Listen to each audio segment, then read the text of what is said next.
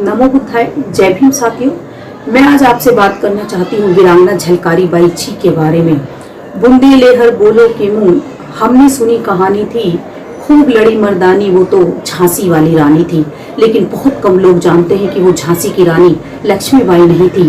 वो बहुजन समाज में जन्मी वो वीरांगना झलकारी बाई थी।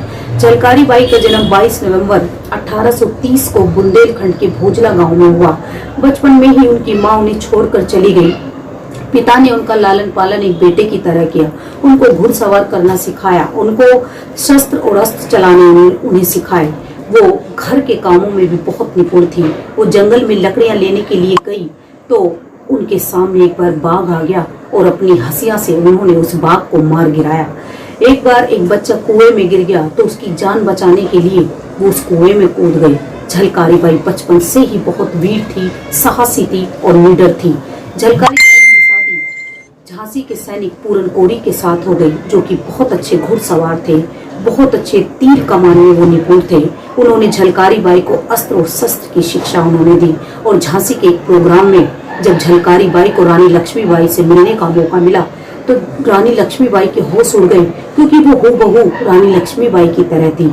और उन्होंने दुर्गा सेना का सेनापति झलकारी बाई को बना दिया, क्योंकि उनके किस्से रानी लक्ष्मीबाई ने सुन रखे थे। 1857 का जब युद्ध हुआ, उन्होंने रानी लक्ष्मीबाई की जान बचाने के लिए अपनी जान की भी परवाह नहीं की और रानी लक्ष्मीबाई को सुरक्षित उस किले से उन्होंने बाहर निकाल दिया।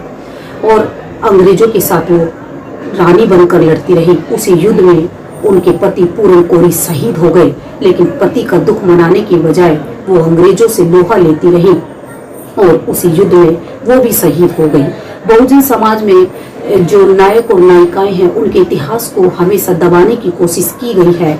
उन्हें कभी आगे आने नहीं दिया गया। बहुजन समाज कभी भी ऐसे इतिहासकारों को माफ नहीं करेगा। रानी लक्ष्मीबाई से भी पहले नाम अगर आना चाहिए तो झलकारी बाई का आना चाहिए, क्योंकि 1857 की जो लड़ाई लड़ी वो झलकारी बाई ने लड़ी थी। और ऐसी वीरांगना बहुजन समाज में जन्मी, क्योंकि वो किसी राजघराने में नहीं जन्मी, वो एक गरीब परिवार में जन्मी। और 1857 के युद्ध में अंग्रेजों से लोहा झलकारी बाई ने लिया। और मैं शत नमन करना चाहूंगी ऐसी वीरांगना झलकारी बाई को।